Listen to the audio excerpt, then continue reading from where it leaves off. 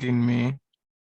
You're welcome to class once again, everyone. So today we're going to continue from where we stopped in our last class. In our last class, we stopped at directories, which we said it is folders in Linux, okay, and files.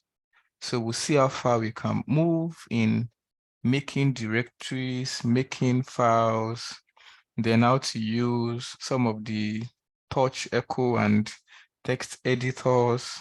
If we're able to move fast, then we can get into user management today. So I have here my server running already, class N. So all we need to do is to go SSH into the server. All right. So I copy the public IP address because I know I'm going to need that. And then I'm here in my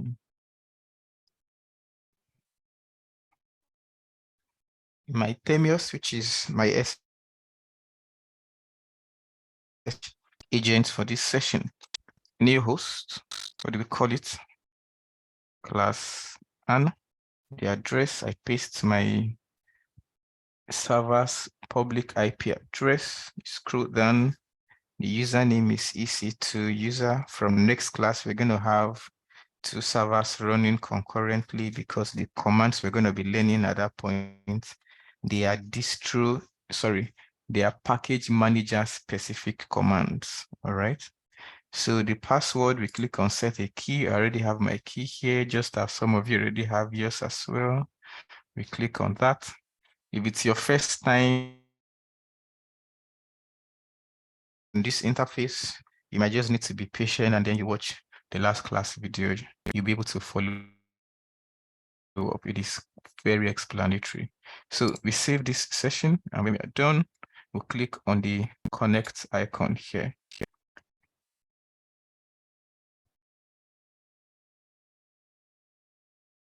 And that's it. We are in. So let's maximize this a bit so everybody. Usman, you might need to probably and log in again. Everyone can hear me. So I'm doing a long listing. I have all of this here. We're just going to leave them.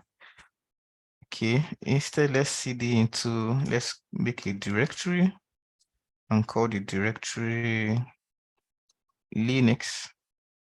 Okay, and then let me cd into Linux. All right. You still want me to zoom in? I think this is clear enough. If I zoom in more than this, I will have to be clearing screen after very few commands. Okay, you might need to maximize your own screen as well. Right, is this clear enough? Let me know. Is this bold enough? Is this bold enough? All right, so let's move on. I clear screen. Okay. So today we'll start to talk about directories, folders, and files. To make a directory, the command is simple: mkdir, make directory, mkdir, and then the name of the directory. So let's call our directory, I think this is called simi or simi. And if I list, there's a directory called simi. If you want to make more than one directory, you can still use the command mkdir, and then you go ahead to list all the directory names you want to make. Okay, Julius, okay, Bala, all right, as many as you want to make. Okay, Wissam, Godzie, okay, and Josh, all of that. If I list, we have all of these directories. It is important for you to know that Linux is case sensitive. I think I mentioned that in our last class. So if I try to make another directory called simi, Linux will not allow me because there's already a directory bearing that. Or even if I start to touch a file, to create a file to bear the same name, okay? Can you see that Linux is not creating it? Although it's not telling me there's an error, but we realize that Linux is not creating a file. What we have is still our directory, okay? But if I decide to make directory and say it is this, and I list, you'll notice there is this semi and there's also this semi. This is possible because I varied the cases in the spelling of the name. This starts with an uppercase, while this is a lowercase. This is the only condition I can have two directories bear the same name because I vary the cases in their spelling. That's for us to know that Linux is case sensitive. So if I cd into semi, now let's go into the capital semi because we will soon delete it. And let's make directory names of fruits, mango, apple, lemon, all of that. Okay, and I return back to our, okay, we are working from Linux this time around. So let's always remain inside Linux. Okay, if I want to delete a directory, a simple command, rm, which is remove dir, remove directory, then the name of the directory, Josh. And if I list, Josh is gone. If I want to delete more than one, the same way you created it, goes here, Julius. If you list, it is gone. Let me remove this directory. See me. It says directory not empty. So you cannot delete a directory when it is not empty. So what do? We go empty the directory. So if I cd into me right now, and I list, there is apple, lemon, and mango, and they are all directories. What if I want to delete them one by one? And when I say remove directory apple, it also says apple directory not empty. And then it goes on and on like that. So how many hours or how many days will it take me to delete sub directories till I'm able to empty all this directory? So Linux says, if that is the situation, then come and use this command, remove switch R and force it. Why we are forcing it is in case any directory within the directory we want to delete is protected, we do not care. Forcefully remove it. The R means recursively. Recursive in English means all that is connected, all that is associated with that particular thing. So if I say remove switch or flag rf semi, it is gone. Okay, now it is not telling us that it is not empty. It deleted it. Okay, so we've seen how to make directory, how to remove directory, how to remove a directory when it is not empty. Okay, now how do we create a file? The command is simple. Touch the name of the file. Okay, let's say we want to have a file for HR, touch HR. You want to have a file for sales and marketing, say touch sales, marketing. So if I list, can you see we now have directories and files here? The ones in blue are directory. The ones in green are files. If you don't know from the color, look at their permissions. The ones that carry D at the beginning of their permissions are directories. The ones that do not carry anything, they are files. Okay. But being a seasoned Linux administrator, over time we've realized that it could be confusing if we do not give extension to our files. For all I care, this HR might be a bash script file. This marketing might be a TAD file. However, I won't know from looking at this. Even the permissions will not give it off. So what do? We say that put extension when you are creating files. So if you need to create an HR file that is just a text file, you might do hr.txt.text. Okay. If it's going to be a TAD file or a bash script file, you just say touch hr.sh.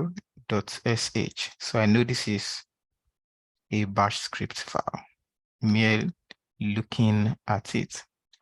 Again, when you are tarring files, maybe you want to look at all of these files. It is possible I want to send them over the network to another server. Instead of sending them one by one, I want to treat them as one single file. In Windows, what we normally do is what? We zip it. Okay, so let's do that with tar as well. Okay, you can say tar, you're still going to show you how we tar, but let's just go with this. Tar switch CVF. Okay, then the name you want to give the tar file, let's say file.tar.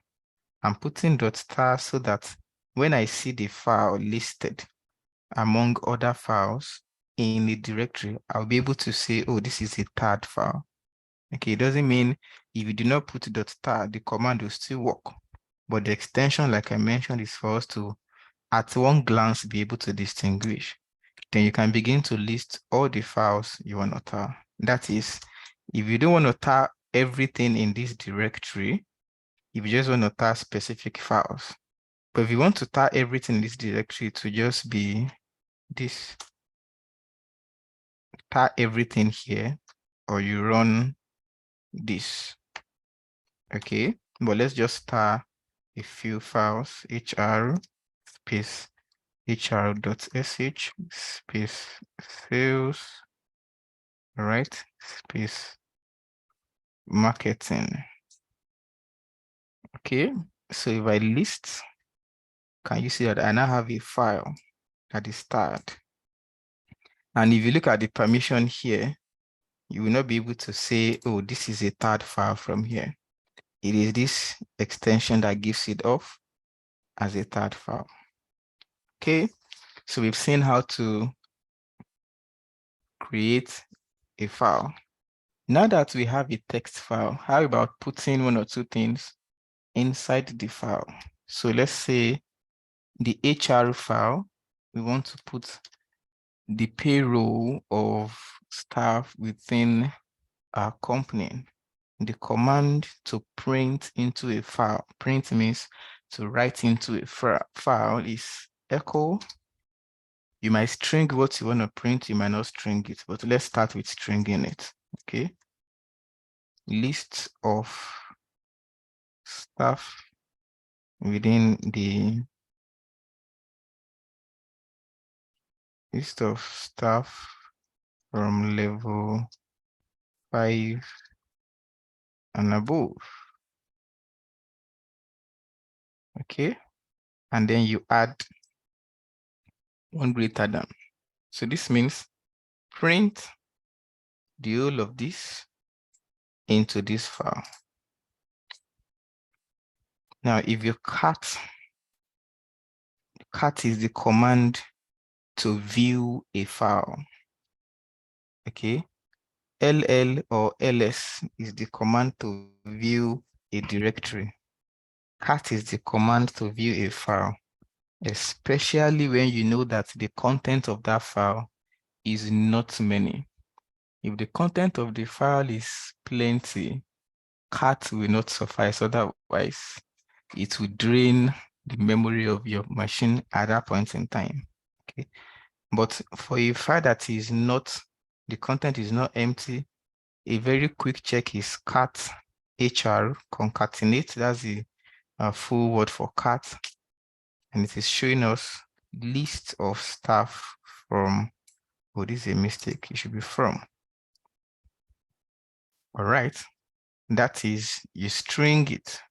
If you do not string it, it will still work. So let's try that again. Echo if you do not string it.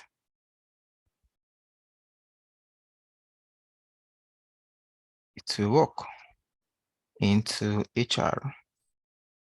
And when I cut HR, look at it. If you do not string it, it will work. However, looking at this, you notice that what we have in this file already is no longer here. What was the first text we have in this file? List of staff from level 5 and above.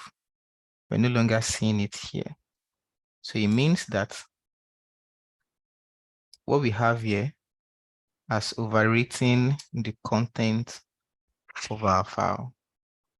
But if that's not our intention, we want to append more things to it. We don't want it to overwrite the existing content of the file. Then the command means is that you will use double of this greater than sign. So we can have something like echo. We do not intend to overwrite the content. So you use double of this, then HR. Now, if I cut HR, we see that this time it is not overwritten. So this is what I advise. Either you are sure there is something inside the file or the file is empty, just to be on the safe side. Whenever you want to print into a file, except that's your intention, to absolutely overwrite the content of the file.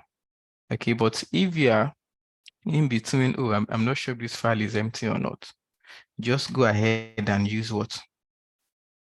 Double this. Even if the file is empty, if nothing is there already, this will not do you any harm. All right. So that is how to print to write into a file. Okay. You use touch to echo, to use touch to create the file, and you use echo to print into the file. And you use cat concatenate to display the file content. Okay. Now, you can also use echo to create a file that does not exist. So if I list, let's clear and let me list. If I say echo, we are live in free Linux class, echo that into free Linux. This file does not exist in this directory.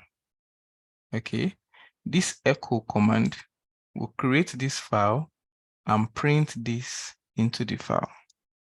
If I list, we now have free Linux. What if we cut it? Cut free Linux. Can you see this? Now, when I said the other time that if you have a file that has a lot of content, then you might want to use a text editor to what? To view the file. Okay, there are three common text editors on the Linux machine. VI, the modified version of VI, VIM, okay, and Nano. Right.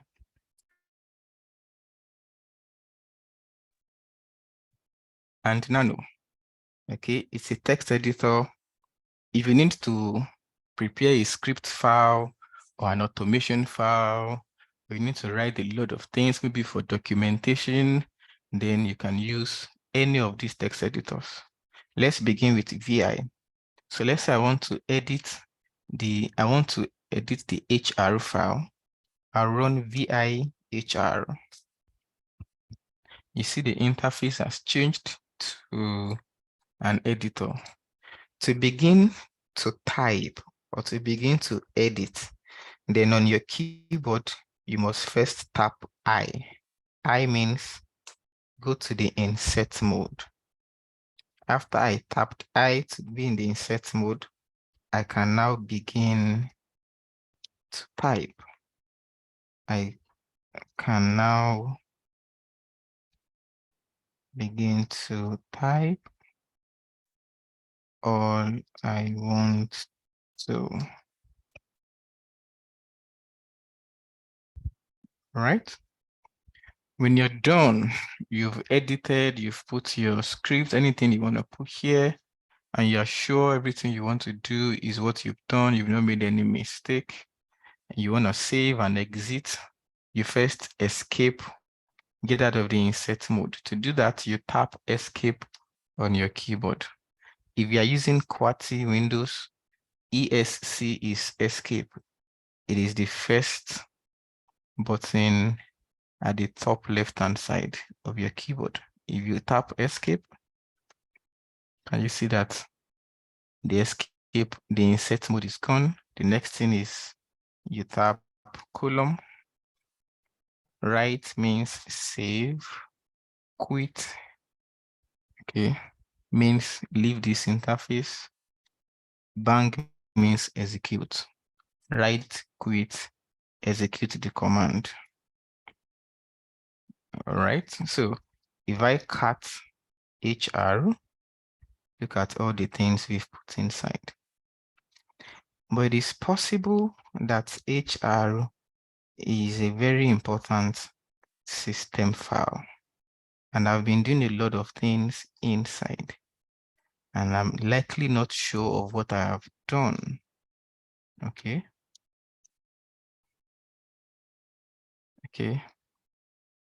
I may have put a lot of jargons intentionally, even with my spelling. I'm just putting anything and realize that, oh, I've messed this file up. How do I do? It's simple. Just don't save what you've done. If you do not save what you've done, the file will remain as it was before you edited it. So what do you do if you don't want to save? Again, you have to escape the insert mode. Escape. Okay. And then colon. This time you will not use the right. This time, what do you use? Quit and bang, execute. That way, it will not save all of the whatever you may have typed. All right.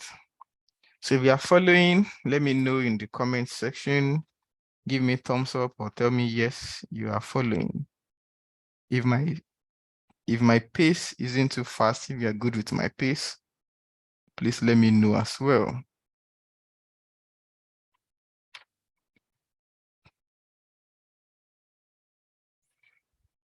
Can you hear me, guys? Let me know if my pace is good. Let me know if you are following. Give me thumbs up. I want to be sure. All right, interesting.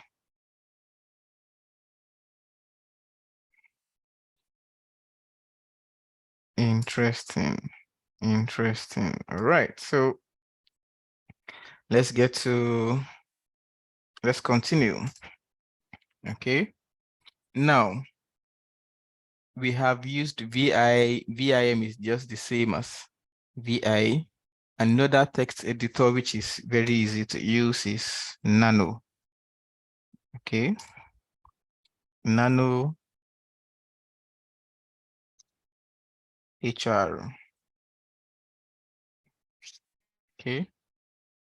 I can begin to type without using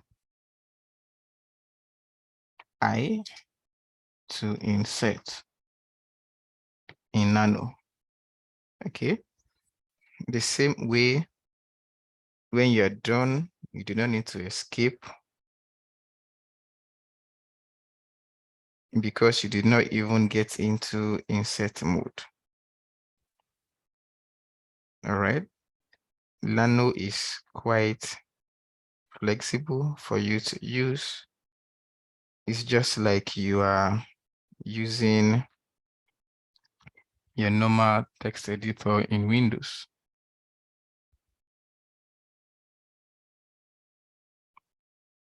All right.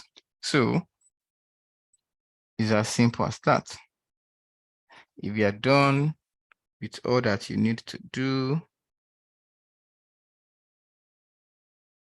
and you want to exit, look at it here, Control X.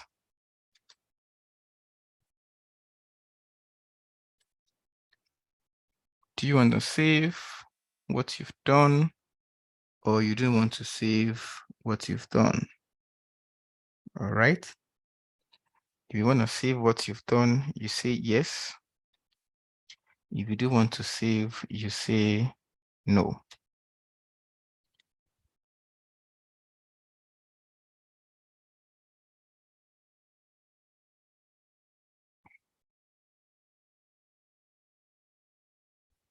All right. Why to say yes, that I want to save? So if I cut HR,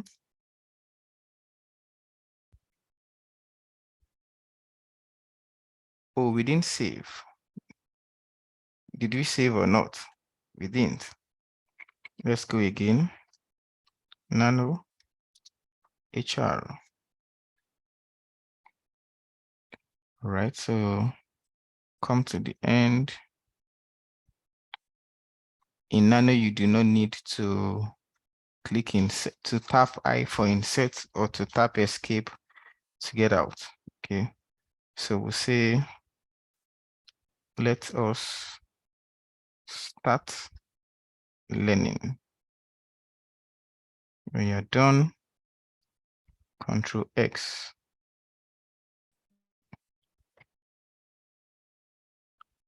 Write file name to HR.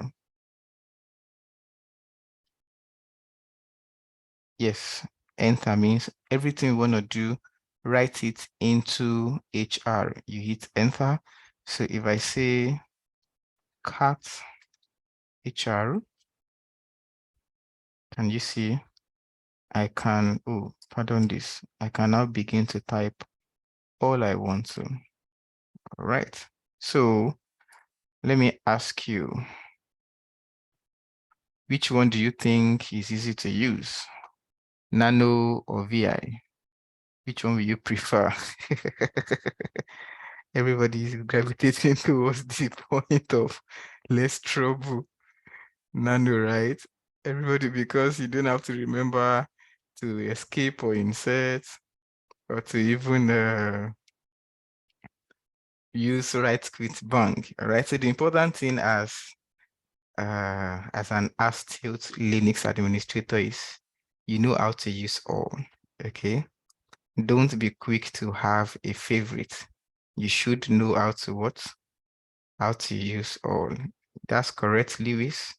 Nano always, but with practice, VIA and VIM also becomes easy. Okay.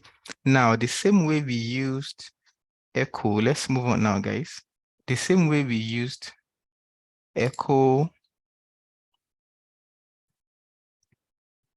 to create a file that does not exist before now, we can also use VI or nano to create a file that does not exist.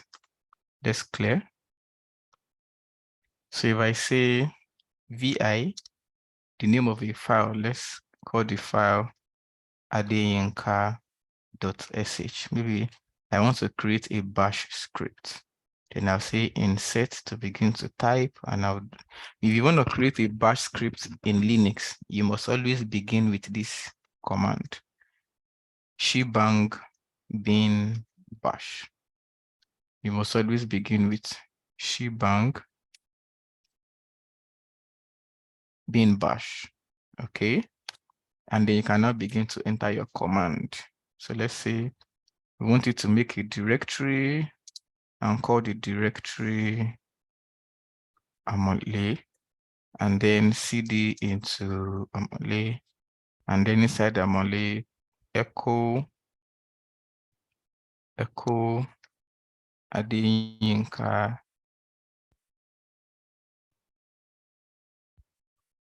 is enjoying. No, that enjoy is not really enjoying. This is the right enjoying. Linux, echo that into amole file.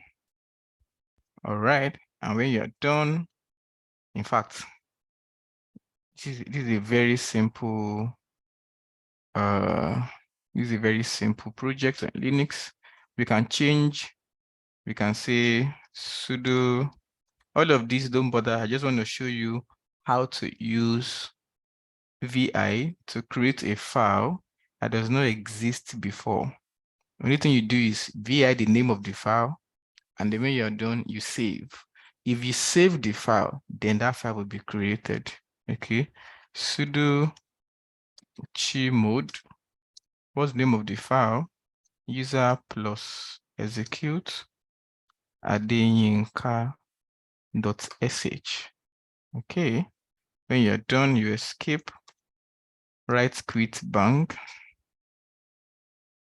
and that's it. So if I list, I now have a file called adeyinka.sh, which is an executable file. In fact, which is a bash script. Okay, just to wow you on the power of Linux, if I say bash adeyinka.sh, it says no such file cannot access adeyinka.sh. And why can't you access it? Is there a difference? Adeyinka here, let's see. Okay, all right. Because Adeyinka is not executable at this point, bash is not able to access it. All right, so when we get into bash script, I'll show you how to make Adeyinka executable. I actually thought I put it inside the file itself. Now, this is what I'm trying to show us. Adeyinka does not exist as a file before, but we said VI, this name, and when we are done editing, we saved it, and then we went ahead to create the file. So 3 ways you can create a file in Linux. Touch, you create a file, and the file will be empty. Okay, you can use echo to print into a file that has already been created. You can also use echo to print into a file that has not been created. Then echo command will create the file app and print whatever you want into it. The same way if you use VI for a file that has not been created, if you save what you have done, it's going to create that file as well.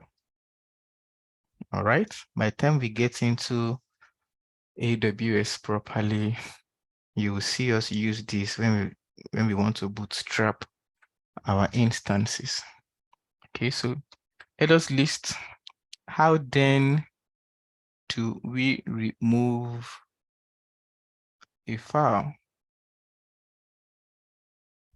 Simple. rm, the name of the file.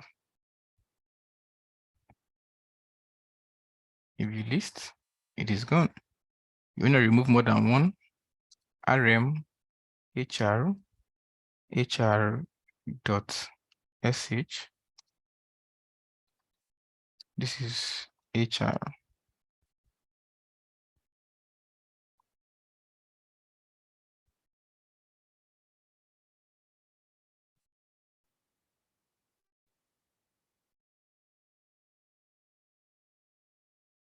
All right, so let's clear and let me get feedback. Are we following? So far, we've learned how to make directory, how to delete directory, how to make file, how to delete file, how to use VI or Nano, how to use cards to view the content of a file. Let's move on to bigger things. How do we use the copy command in Linux? Okay, I would like you to listen attentively. Okay, if I list, this is a file, sales. If I want to copy sales file into CME, the command is this: copy the name of the file, sales, the name of the directory, CME. Now the copy command in Linux has three usages. Three uses. The first one is what I'm about to show us. Now remember,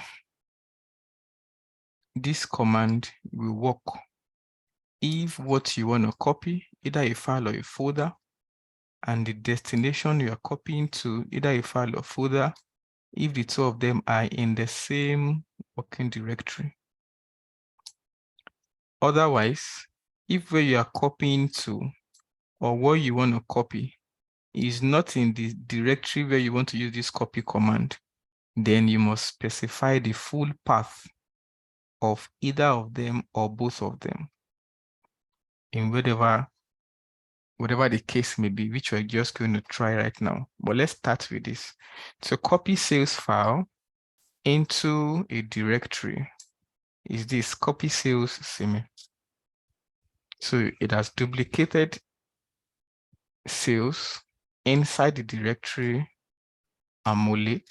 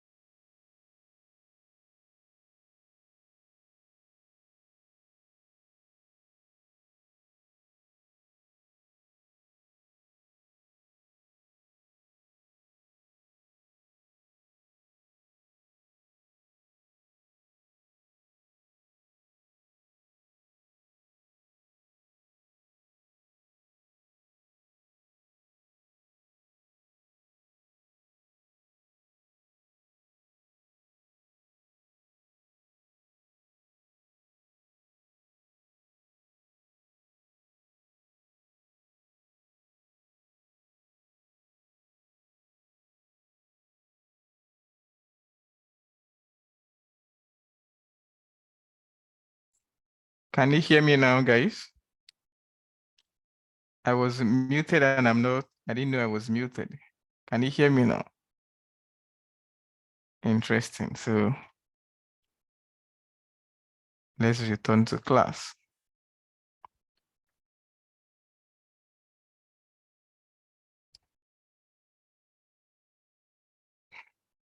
Okay, we are back online list.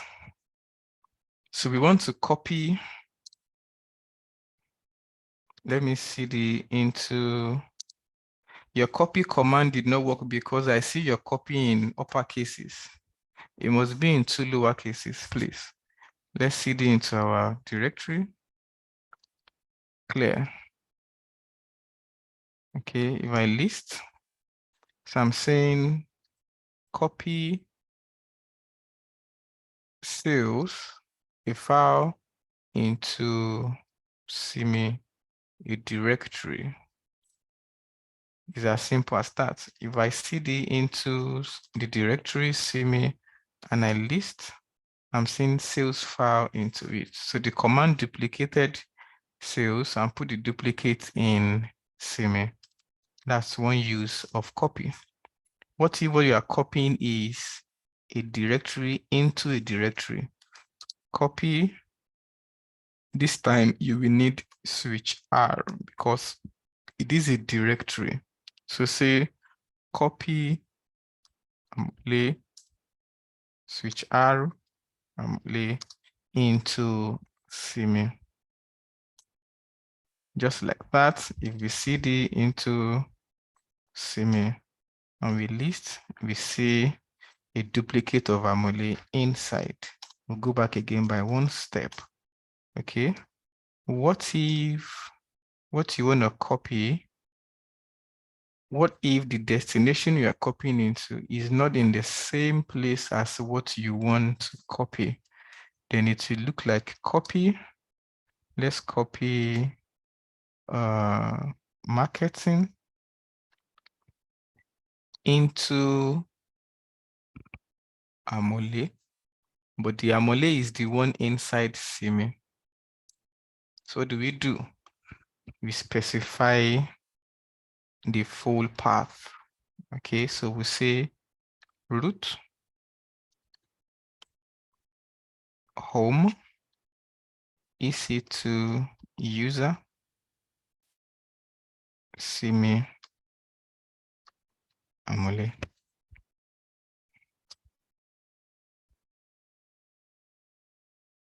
Okay, it says cannot copy regular file, no such directory. So let's look at it. Is CME inside Amole or this? Oh, beautiful, Linux. Thank you for that. We did not specify that inside EC2 user there is Linux. Excellent. Yeah, right. Thank you for following. Beautiful. So if we cd into Amole now, we should be able to see marketing file inside. So to copy on Temios, you use Ctrl+Shift+C, and then to paste, Ctrl+Shift+V. Whether you are inside Amole, if we list, can you see marketing inside? All right, that's the first use of the copy command. What is the second use, therefore? If I want to duplicate file tar in this same place, the command is going to be file copy file.tar, the new name you want to give the duplicate, file.tar2. And if I list, I now have file.tar, file.tar2.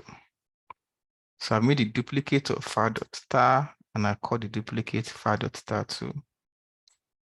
What if I would want to put the duplicate in the same place where there is file.tar? What do? Then I need to specify the path. The same thing we do with Amole. Let's do that again. So we say copy file.tar root home EC2 user Linux. This time let us put it in Chitambala. Okay.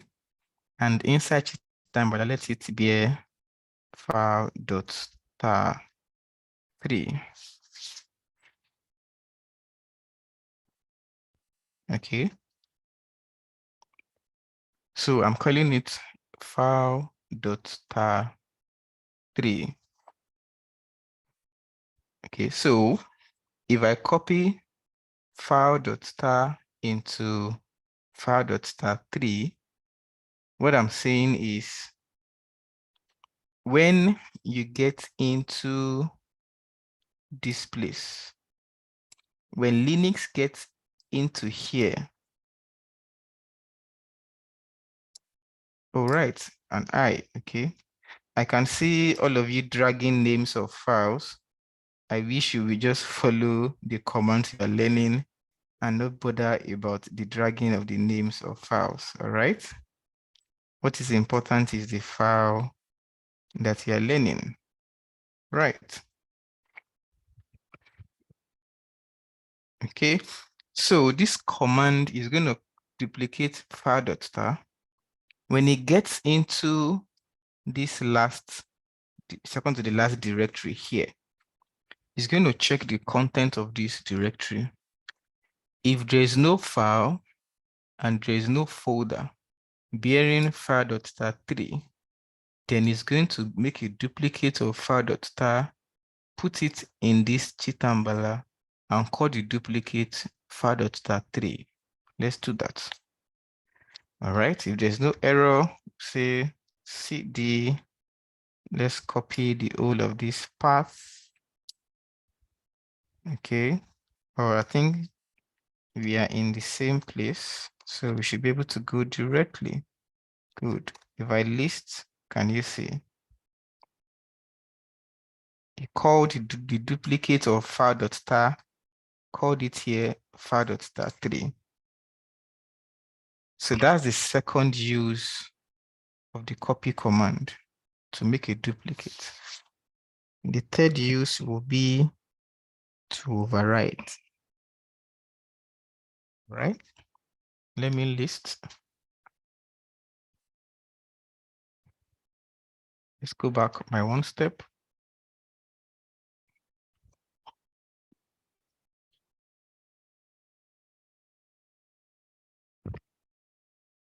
And I create a new folder and file together using copy. That's what we just did. We duplicated it. Okay, as long as the name does not exist before. Okay. All right, so let's say we have, let me touch and call it sys file. Let's say we have a file called sys file, and it's a very important file. Okay. And because of its importance, we need to back it up. So to back up this file, we say copy sys file. So this is not the actual backup on Linux server. I'm just saying to duplicate this file. So don't think this is the way they do backup on Linux server, right? Sys file 2. Okay. So and I have the backup of sys file as sys file 2. Okay. And let's say where I'm working, can we echo something? Let's echo sys file is a system file into sys file. Okay, clear. And then let's say echo this is a new file. Okay, close the string into sys file 2. Okay, we're not clearing this time, we're listing. All right, so in the situation whereby I want to overwrite the content of sys file 2 with the content of sys file 1. All right, let's cut them separately. Sys file.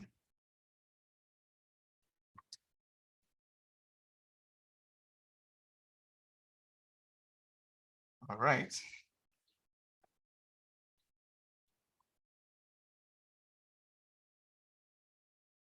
And then let's also cut sysfile2. So if I run the command copy sysfile2, remember again, if you run it without the path, you are saying the two of them are in the same directory. If they're not in the same directory, then you will need to specify the full path, the absolute path. Okay. So this command, what will it do? It will overwrite the content of sysfile2 with the content of sysfile1. Okay, so let's cut one by one. Sysfile1. Let's cut sysfile2. Can you see that? Sysfile2 here says this is a new file, but after we've copied the file into another file, what happened was the content of the destination file was overwritten with the content of the originating file.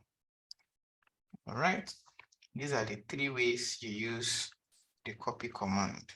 The person that complained his or her copy is not working, I hope the copy is working now.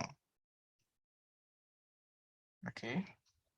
In case the file and folder does not exist, what we did was copy a file in an existing folder.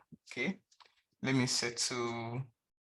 clear Bobola's doubt.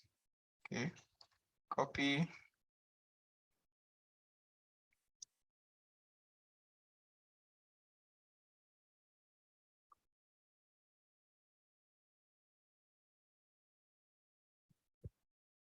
All right, so Bobola, is your doubt clear now?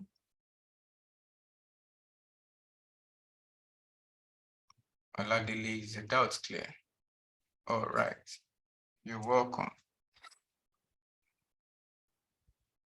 Okay, so now that you've seen how copy works, it is a command you will need a lot when you get into DevOps. Okay, the person trying to use copy, please know that this copy works in Docker in your containerization tool. The copy for Linux is CP. I hope you take note of that. Now let's learn the move command. The same thing copy command will do. 3 modes. Move will do. However, while a copy is duplicating, keeping the originating file, the move command deletes the originating file. And what that means is you are cutting. That's what it means in Windows. You're cut. Okay. Copy switch R means you copy recursively. You use it when you want to copy is a folder, is a directory, not a file. It means copy everything in that folder. Okay. But if you do not use switch R, it tells copy command straight away that what you want to copy is a file. Okay. So let's move on. Move command will cut. So if I say move amol1 into amol, I would not need a switch R to move, because move means cut, and cut means everything. Right? If I list, you will see that amol1 or amoli1 is gone. And then if I cd into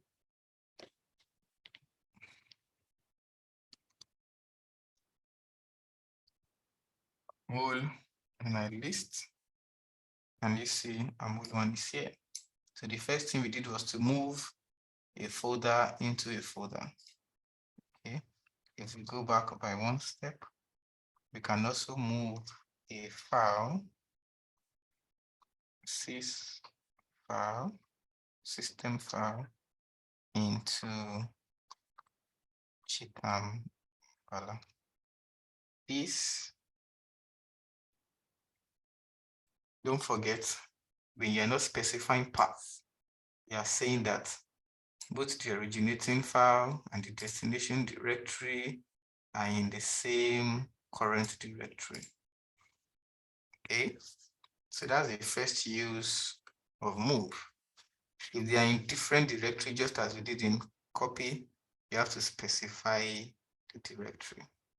Okay, know that you can be anywhere within the Linux file system and copy a file that is not in your current working directory and copy it to a destination that is not your current working directory. What will you have to do in that situation?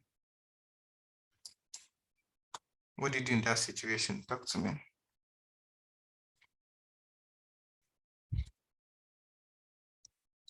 Do you get the question? Anywhere you are at all within the Linux file system, you can copy a file or a directory that is not in your current working directory. You can copy it to a destination that is not your current working directory. Excellent, thank you, Idu. You will have to type the absolute part of both. Okay, you specify the part of the originating file you want to copy and the destination. Okay. All right, so let's use the second usage of the move command. The second use of the move command is to rename. If you want to rename a file or you want to rename a folder, okay? And we clear screen. Simi does not like us when we don't clear screen. All right. If I want to call Simi as Simi to rename it, the command is move Simi. If I list,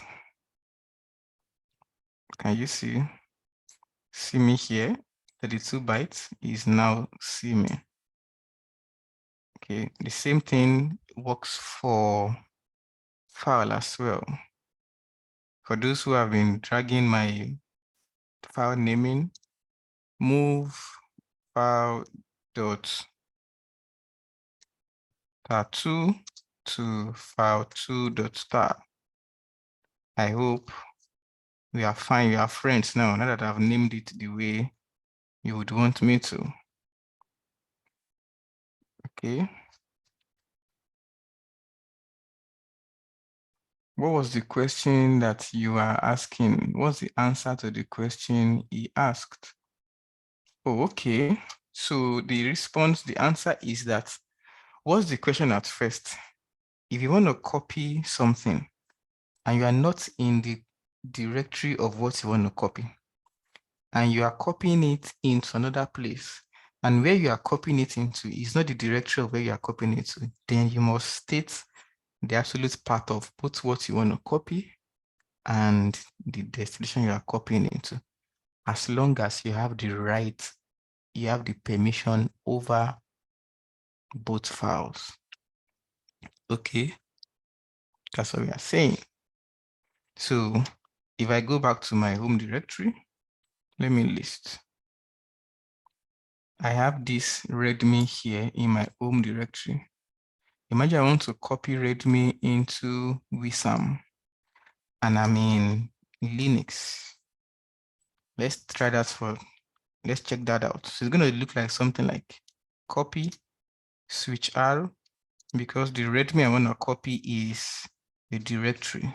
I now specify the path: root, home, EC2 user,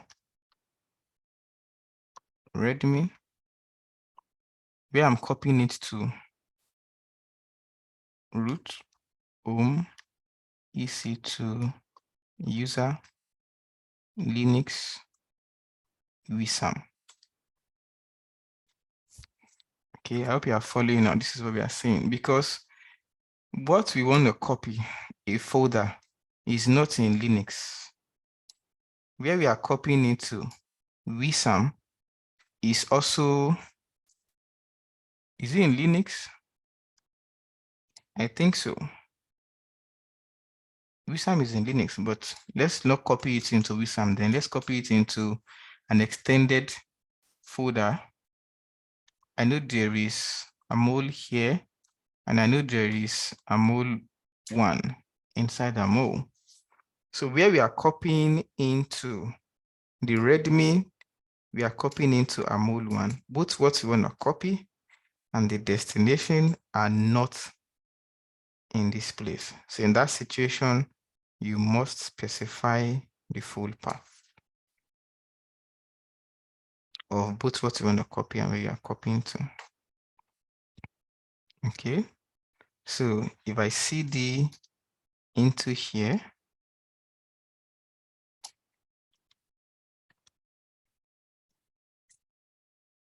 okay,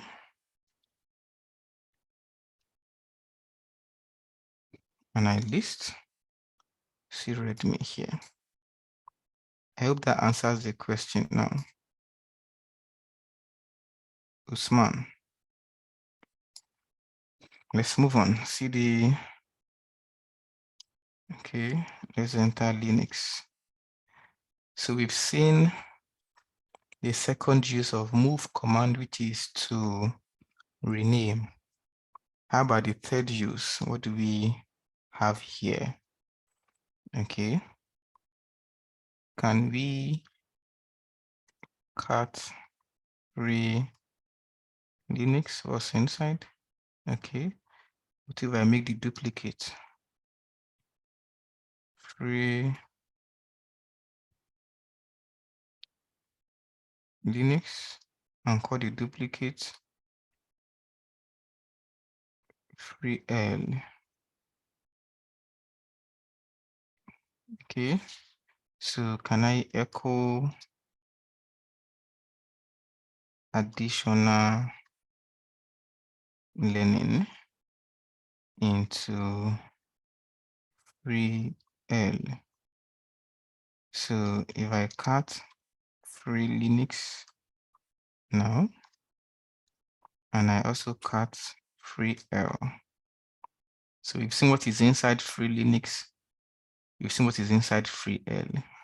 If I move a file into a file, free L into free Linux. If I move a file into a file, this is what will happen. Move free L into free Linux. All the content of free Linux will be overwritten by the content of free L, and it will retain free Linux. Free L will be gone.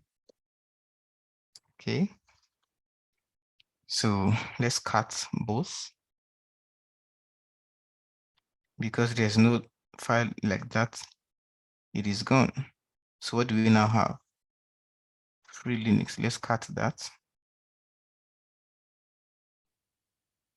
See, when we cutted free L here, see the content.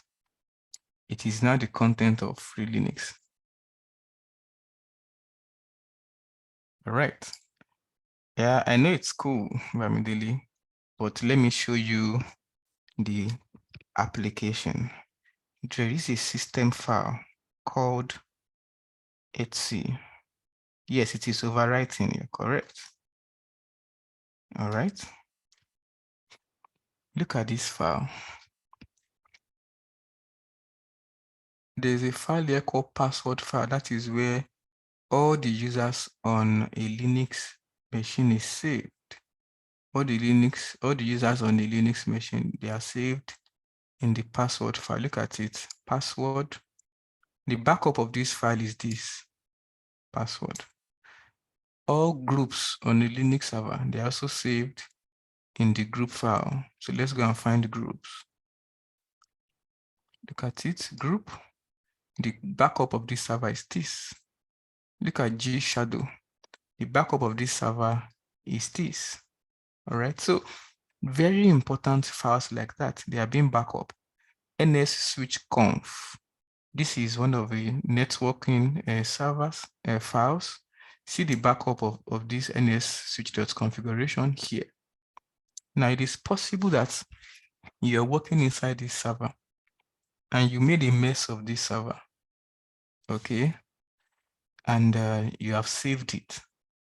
If you need to get this file back, not server rather, you're working with this file and you made a mess of this file and you've saved the mess and you need to get this file back. You can use the what? The backup to restore it. So what do? You just move this into this. So all the content of this will be overwritten by the content of this, and it will still retain the name as what? nswitch.configuration. And then you can go back and back up this file.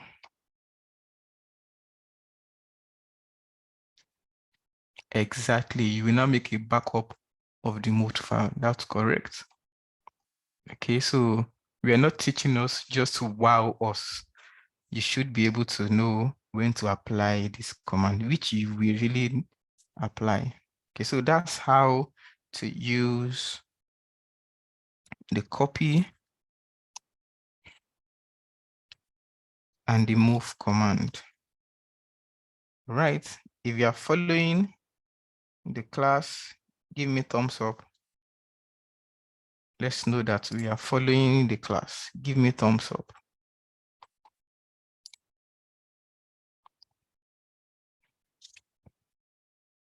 All right, thank you, Mr. Daniel. Thank you, Mr. Morrison. Thank you all. Okay, what else should we learn? Let's talk about the grep command. Okay, like someone said, you want to know more about the command, type manual grep. It will show you all you need to know about the command. Okay, I'm going to quit and then let's go and learn about the grep command. You use grep when you need to filter, all right, or do a quick search to see if something exists somewhere or not. Okay, I have the Etsy file, the Etsy folder I just showed us. There's a lot of files and directory inside. It will be a good file to use, but that file is a system file. We can't mess up with it, but we still want to use it. From the commands we've learned so far, what do you think we should do to the Etsy folder?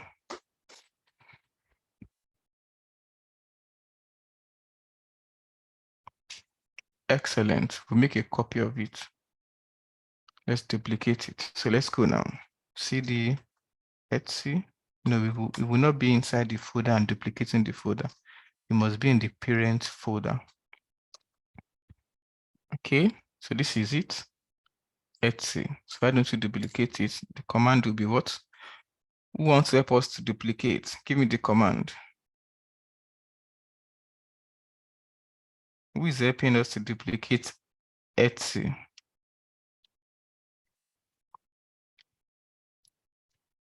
Copy, yes. Beautiful. I like that more. Copy, but don't forget, it is a directory. So if it is a directory, what do we do? Switch R, excellent. Switch R, Etsy, someone will say we should use .back. Excellent. Okay. Another thing we need to know is Etsy is owned by root. And the person signed in here is EC2 user. So we need to use sudo. Because if I try it right now, it's telling us permission denied because root owns the file, the folder. So what do? We use sudo. Okay. We'll tell you about sudo when we get into user management. Okay, so we are here. If I list, I now have, oh, look at my naming. It should be Etsy. It is ECT. So let's put the proper name. What's the command? What's the command? We already make a backup of it. So what we didn't name it properly, but let's put the proper name. What would the command be? Beautiful. MV, the current name, ECT.back, then the new name, etc. Let's just use BAK. But don't forget, it is a root file.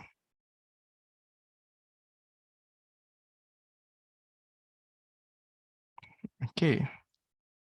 Of course, Adeyinka, you need to do a lot of exercise for these things to stick. All right. So you are encouraged. The next thing is let's take etc.back to Linux, to the Linux folder. What will be the command? Let's take it to the Linux folder. Work with me, guys. I'm enjoying your interaction in the chat room. Okay, we are moving it. Don't forget it is still a root folder. So we'll say sudo move, then the name etc.back. We are going to the Linux folder. Who is telling me the full path? Who is giving me the path? If you just tell me move, you didn't give me the command, you're leaving me stranded in the middle of the ocean. Excellent. Thank you, Bobola. Home, EC2, user, Linux. So if I cd into this place, Control-Shift-C, Control-Shift-V. Okay. It didn't respond in time. And I list. Now we have Etsy here. But again, you will notice that this file, this directory is still owned by root, while others are owned by EC2. Okay, but for me to be able to work properly with this file, because if I cd into etsy.back, you will see that all the content is still owned by root. All right, if I cd by one step, I need to change. Let me clear my screen. Simi does not like it. All right. If I need to change the ownership of this to EC2, the command is simple. Sudo change ownership, switch capital R. That means absolutely everything. Then the user, EC2 user. Then, no, that's not the command, Usman. Just follow the class. That's not the command, Usman. I will encourage everyone to just follow the class so that you don't mislead people in the comment section. Okay. EC2 user and the name of the file or the directory. All right. So if we list, we now have this. Okay. Now let's cd into it.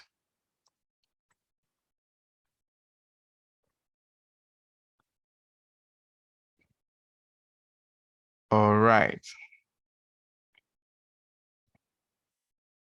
We are here. Say, I want to list. Okay, so this command, you mean? Don't worry, when we get into file ownership and permission, we'll explain better. Okay, I will explain clearly to you when we get to the point, but let's just follow this class. If I want to list the content of this file, but I don't want to see everything. I just want to confirm if there is a file or folder called SSH in this place. It's going to be list pipe. Pipe is under your backspace if you are using the QWERTY keyboard, and grep for SSH. So you see, it's just showing me that, okay, there is SSH directory in this place. I'm going to clear my screen and show you again. Okay. I don't want to see all the plenty content of this directory. I just want to confirm if there is a file called Cisco. If it returns nothing, it means there's no file called Cisco. But I want to confirm if there is a folder or a file that is called LVM.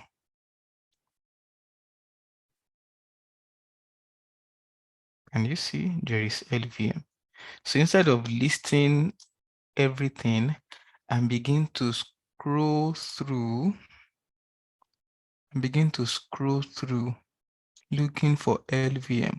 If I am sure of the name, I just need to come and use pipe with grep. Okay, so pipe is used to concatenate commands, to put two commands together. Grep is used to search, to filter. All right. Now, what if it happens that I do not remember the full name, but I know that what I'm looking for is a 3-letter word and it starts with S. It is a 3-letter word and it begins with S. Okay. The command will be this. S character search. All right. So this is saying I'm looking for a 3-letter word. I do not know the rest, the other two, but I know it starts with S and any other two. So this command is going to list for me all that starts with S and the remaining two. So there is SSH, there is SSL. Okay. I can even use it before. All right. I do not remember properly, but I know that it ends with M and it is just 3-letter words. So it's going to be something like this M. Can you see? LVM, RPM, YUM. They all end with M and they are 3-letter words. Okay. So let's look at this together. Okay. What am I looking for here? If I run,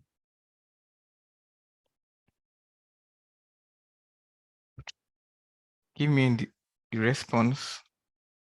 Tell me in the chat box, what do you think I'm looking for at that point? It starts with U and it's 4-letter words. Excellent. Alfred, that was fast. Usman, how do you know it is user? Kayode, how do you know it is UDEF? You cannot say. Yes, Wissam, you're correct. It starts with U and it is. All right, so you cannot know if it is UDEV or if it is user or if it is used or if it is UGON, but you can be sure that what this command is looking for is to filter the content of etc.back and show you every word that starts with U and it's just 4-letter words. All right, UDEV. Okay. So what happens if we do not know the number of the words? We will use wildcard. Okay, so let me say I'm looking for anything that starts with S, and I'm not sure if it is 3-letter words or 2-letter words or 4-letter words. you use a wildcard. Okay. So this is listing for me everything that starts with S. Okay. In Linux, asterisk means anonymous. It means anything. It means everything. All right. Again, see me as Windows. Let us clear our screen. Okay. What if I do not know what ends it or what starts it, but I just know that it ends with an L? Then the word card will come first, followed by an L. So in this case,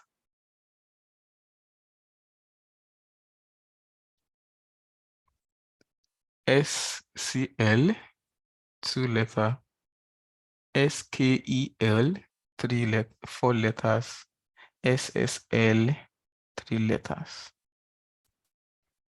Okay, wild card. Any question?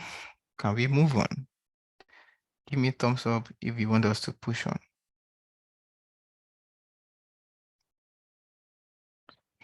All right, give me a thumbs up if you want us to push on. If you are lost, say no. Thank you. Thank you. If you're lost, let me know, say no. The good thing is the class is being recorded. You can always play back.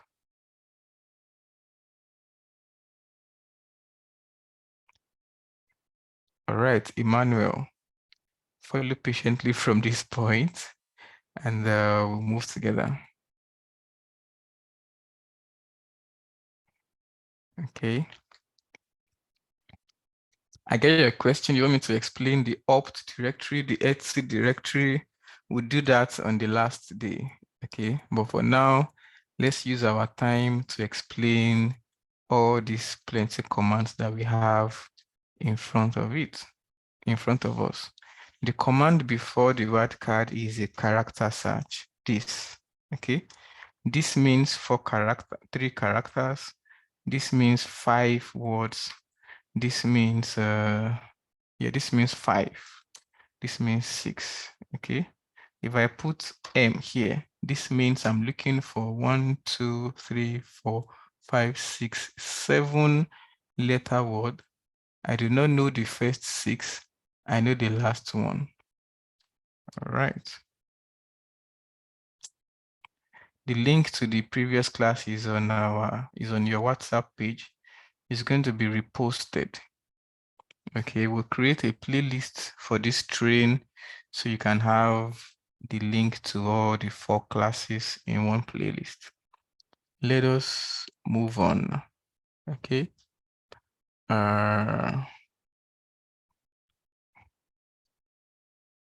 What is ls?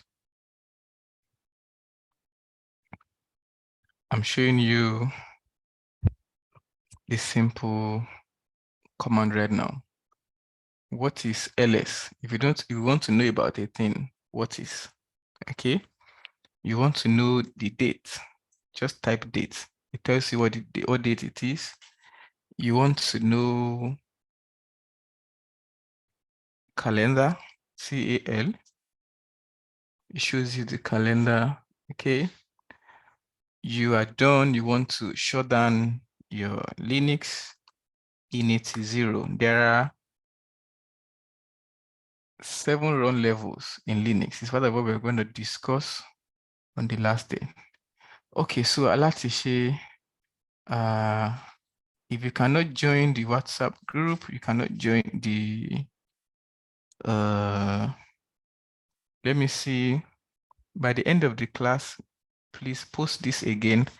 I'm going to put here the WhatsApp link and put it here for everyone to be able to join. All right. Okay. Init 0 means go to run level 0. Run level 0 in Linux means shut down.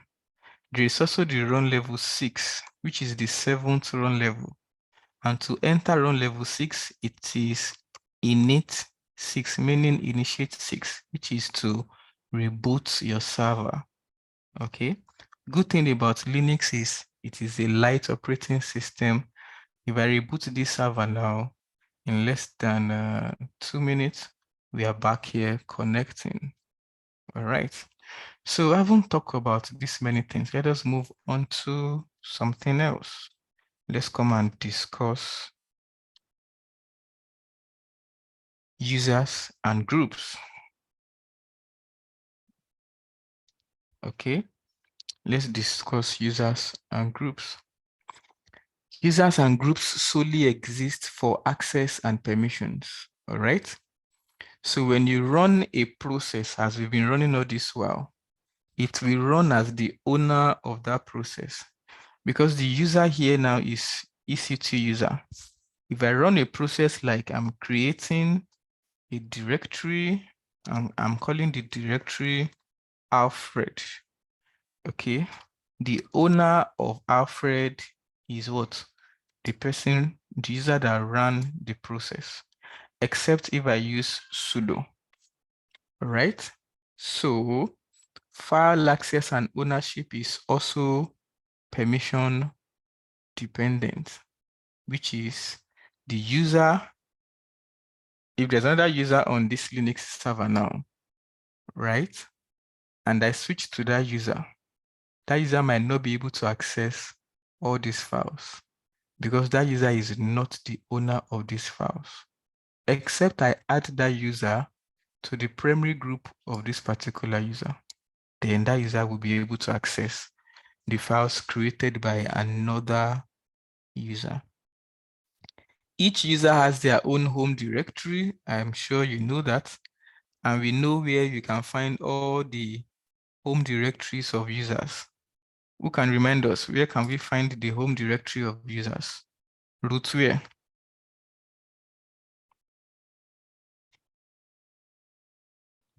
Who is reminding us? Where do we find all the home directory of users? Root home. Beautiful. Okay. So if I cd into root home and I list, then you can see these are the two home directories we have in this place. All right. So the first user we're going to talk about in this place is the super users, the root or super users. Let's start with root. The most important user is root. In Windows, they call them admin. He's also the most powerful user on the system. And I encourage you, when you're working, do not be quick to switch to root. Instead, make a user a super user. Elevate a user. All right. If you switch to root, you can do and undo with your Linux machine. You can break your machine if you enter a wrong command.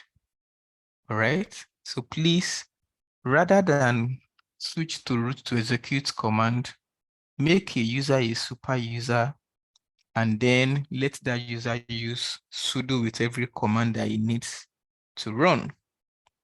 Okay. Root can access any file. It can start and terminate any process. So because of this, it can be very dangerous to operate as root all the time. So if you need the root access for any command, then you can run the command as root using sudo. Sudo means what?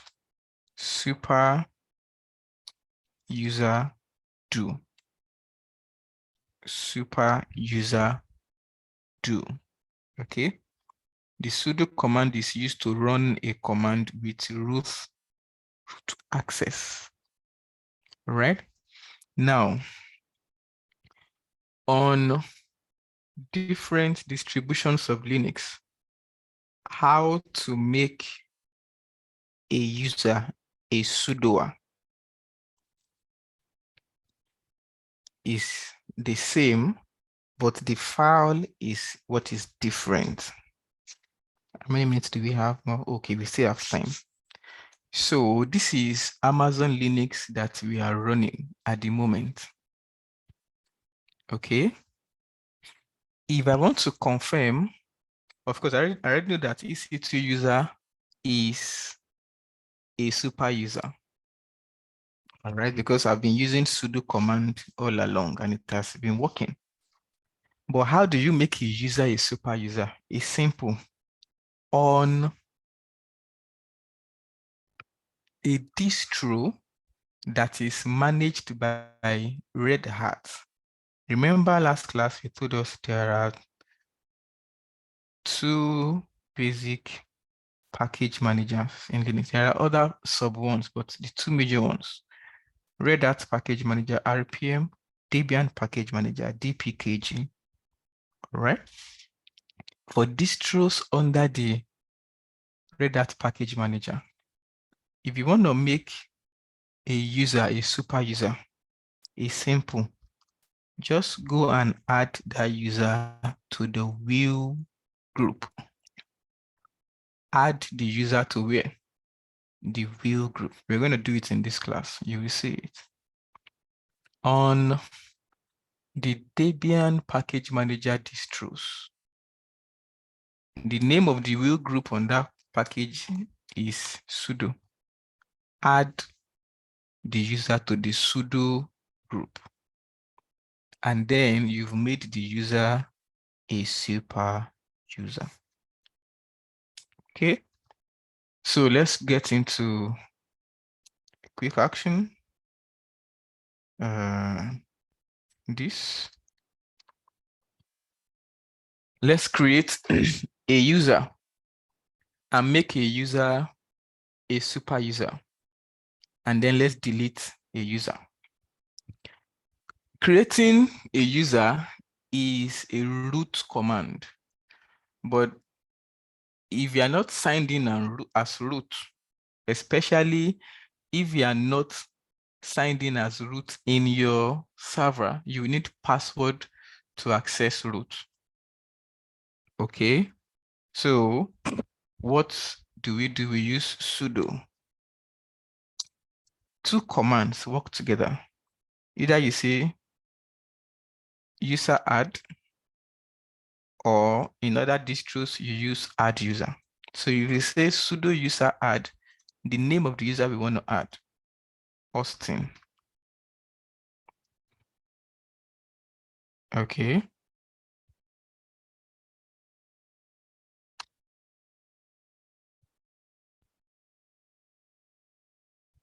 So when you create a user, before the user can become effective, you must put a password on that user. So if we've used sudo user add Austin, then we need to put password on Austin. Sudo password. Please look at the password, how it is spelled. Austin. Then you will enter the password. When you are entering password in Linux, you do it by faith because it will not display anything. So right now I'm entering my own password. It says it is a bad password, but I don't mind. All authentication tokens updated successfully. So how do I know the user Austin has been created? This is where I answer the second question. Remember when I said when you create a user, two things are automatically created: the primary group and the home directory. And the three of them will bear the same name. We know where to find all the home directories of their respective users. Where do we find all the users on the server? It is the password file. You go and cut the password file, you will see all the users on the server. Now, two files, there are some files that are exceptional, that are very well known to the Linux server. Those files You do not need to specify their path to get to them if you use get entry. Anywhere I am at all, if I run get entry password, it's going to cut the password file for me. Look at EC2 user. Look at Suresh, the one I created earlier. No, but not in this class. Look at Austin, the one we just created. Now, it is for human readability's sake that Linux allows us to have names for users and even for groups. Otherwise, what Linux needs is actually UID, user identifications. And the UID for EC2 user is 1000. The UID for Suresh is 1001. The UID for Austin is 1002.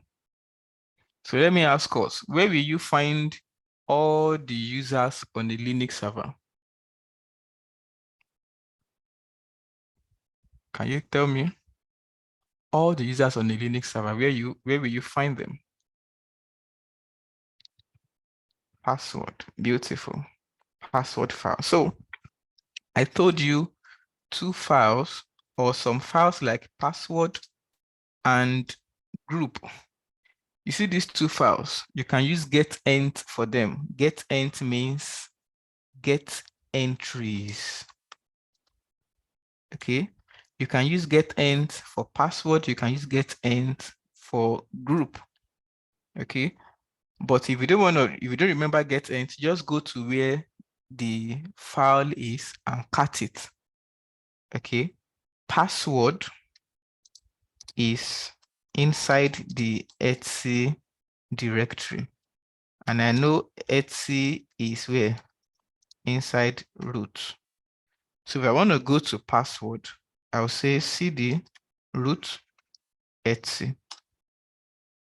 And if I list, I've shown you before that there is password here.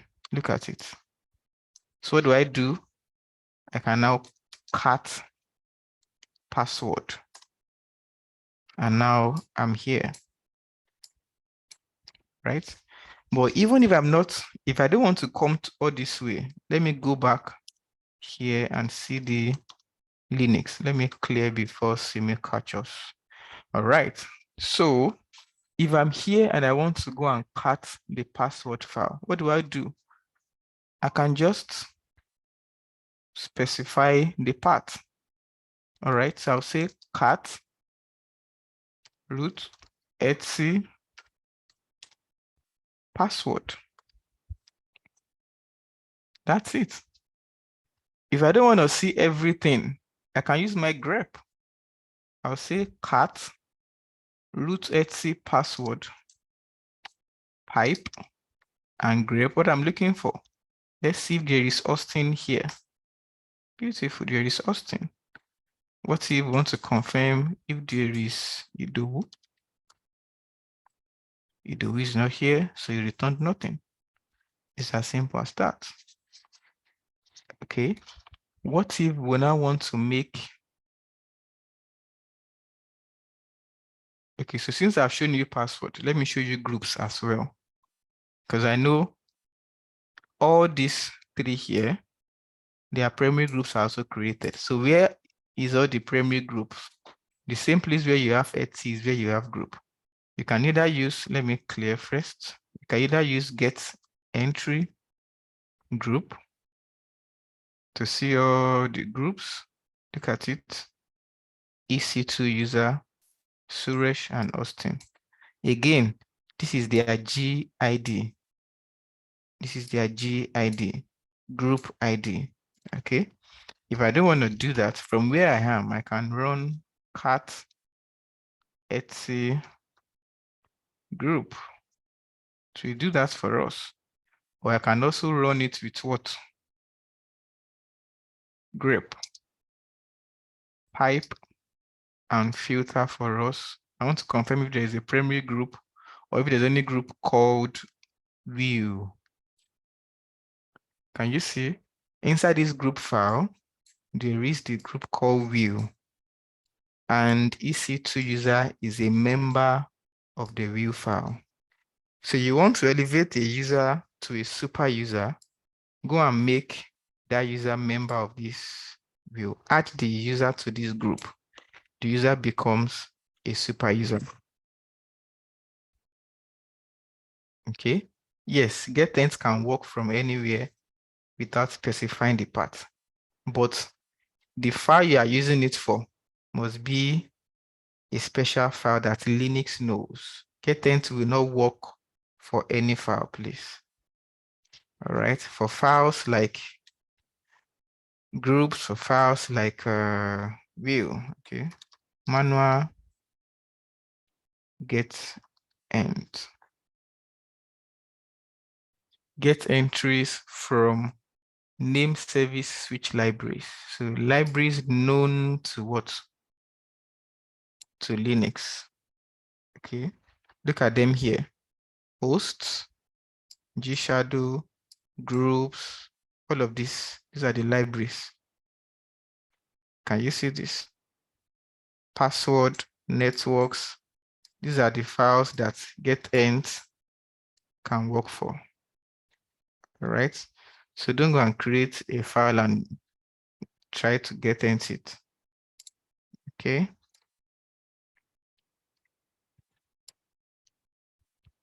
So let's continue. Now, we have created, can we create more users? Can we create for Daniel? So let's say sudo user add Daniel, sudo password Daniel.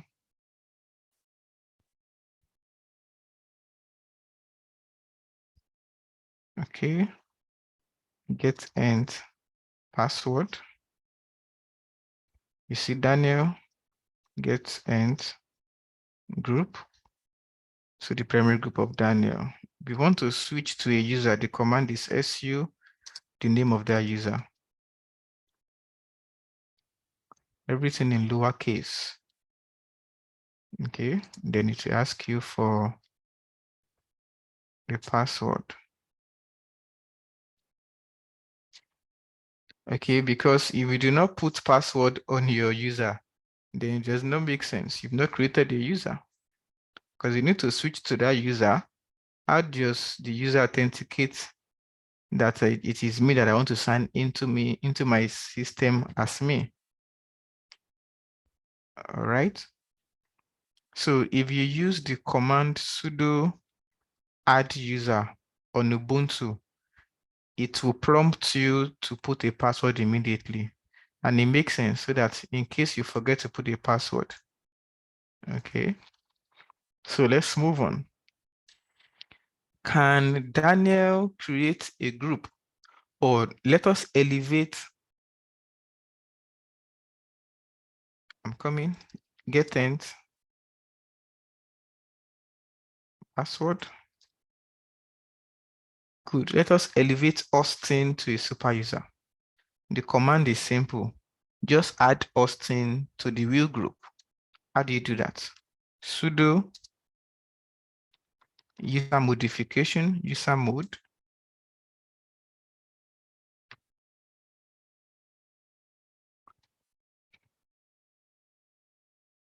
Sudo user modification, user mode, switch AG. Okay. Then the name of the group, view, the name of the user, Austin. Just follow what will happen right now. You will see something. Because Daniel is using sudo for the first time, it's warning Daniel. We trust you have received the usual lecture from the local system admin. It boils down to three things. Respect the privacy of others. Think before you type. With great power comes great responsibility. And then it says, Daniel, put your password. Daniel is not in the sudoers files. This incident will be reported because Daniel is not a sudoer and Daniel is trying to disguise as a sudoer. So this incident will be logged. So when the root comes and check the log of a file of your server, says that at some point, Daniel was trying to do something as a sudoer when Daniel is not. Okay, so let's go and make Austin a sudoer. However, only a sudoer can make another user a sudoer. So let's exit. Let's clear. Okay, the command is what?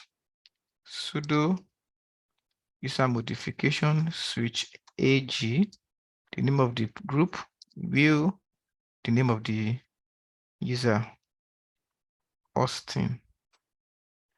If this does not give us any error, then we know it worked. So how do we confirm? Let's cut or let's get entry, password, pipe, sorry. Let's get entry, group, pipe, and grape for what? View. So even with get ent, we can use grep. So it's saying that the wheel group, Austin is now a member. Okay. Emmanuel, you have to refresh. My screen is showing. Can everyone see my screen clearly? Can everyone see my screen? All right.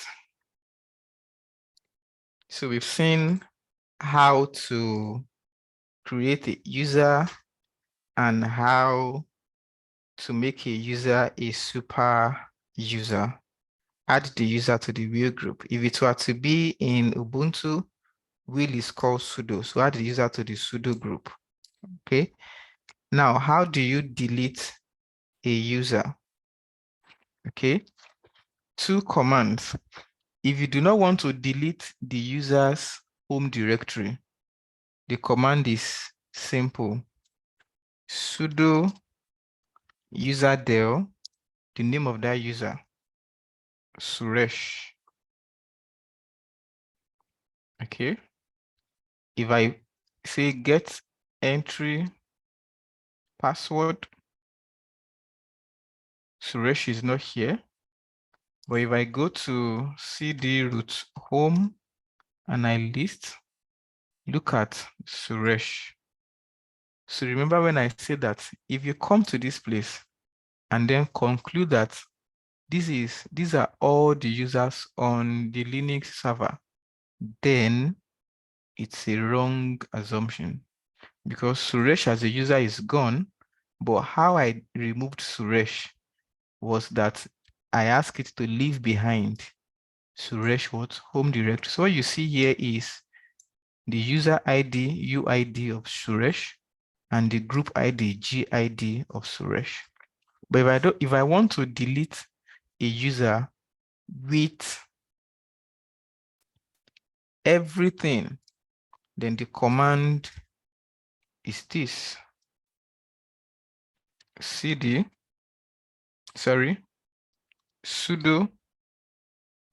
userdel switch R, the name of the user, Daniel. Okay. So if I say get ent password, Daniel is gone. If I also list the content of this, Daniel is also gone. All right. Our time has gone. Switch AG means that one,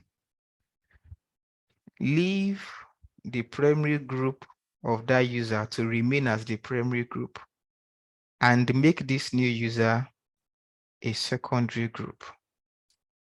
Okay, so let me show you how to create a group. The command is simple. Sudo, or let me go into, let's go to our home directory. Sudo group add the name of the group, class 1. Okay, so I've created a group and call it class 1. How do I know there's a group called class 1? Just run the command get int group. Can you see? Class 1.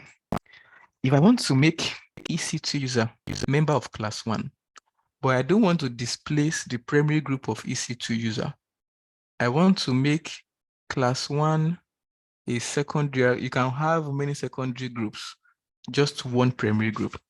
How do I know the primary group? If I run groups, this will tell me the groups that this user belongs to. So this user now belongs to EC2 user primary group, the admin, the wheel, the systemd journal group.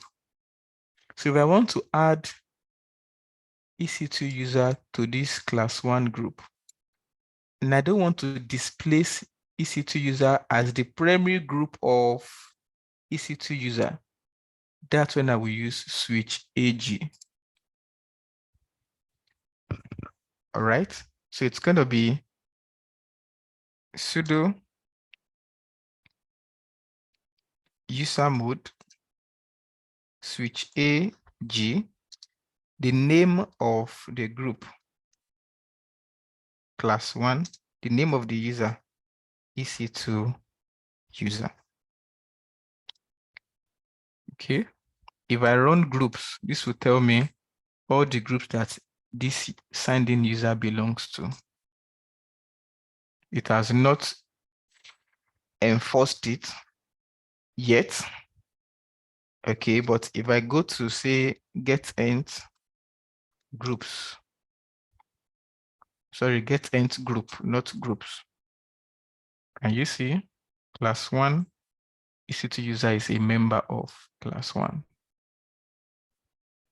All right, so we've seen how to create users, how to delete users recursively, how to create group, how to add group to a command, sorry, how to add members to a group, how to elevate a user to a super user. Okay, just use Control X. If you use Control X, it should take you back to your shell prompt. Sorry, Control C, not Control X, please. Control C takes you back to your shell prompt. I hope Olufemi gets that. All right, Control C takes you to your shell prompt. Okay, so how do you delete a group? It's simple. Sudo if user delete is to delete a user. What will group delete be?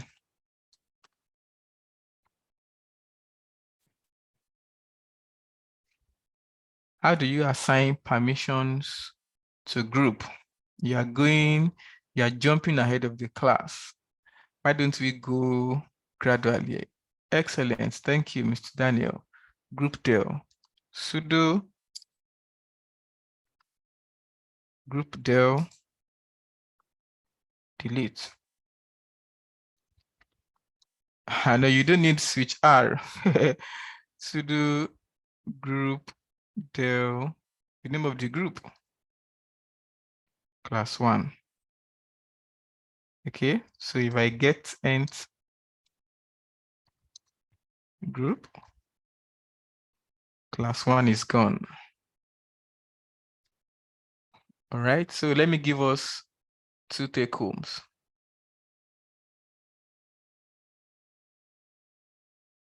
Can you elevate user to root? You cannot even elevate user to root. You can only make a user a sudoer. All right. You can only make a user a sudoer. The root group is the primary group of root. All right.